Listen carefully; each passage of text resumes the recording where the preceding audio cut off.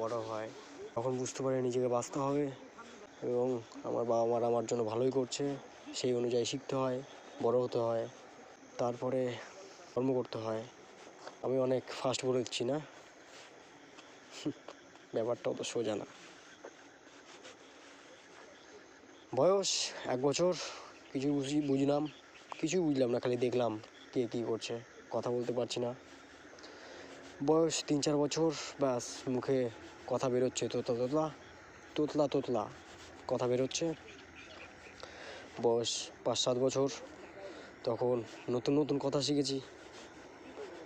বয়স 10 বছর, তারপরে আমি কি করলাম, 10 বছরে হচ্ছে ক্লাস 5-এ ঢুকে চিনলাম যে হাই স্কুলটা কোনোদিন পালাবো না।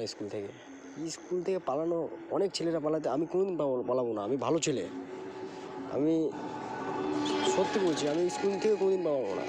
ক্লাস 6-এ 5 পর্যন্ত হাফ প্যান্ট পরেছিলাম, যেটা সেই সময় মনে হয় প্রায় ফুল প্যান্টের একটা স্টাইল চলে এসেছিলো, সবাই ফুল প্যান্ট। আর ক্লাস 5-এ আমি হাফ প্যান্টে গিয়েছি, আর টিনের বাক্স ব্যাগ, যেটা এখনকার সবাই ব্যাগ ইউজ করে, তখন টিনের বাক্স নিয়ে গেছি আমি।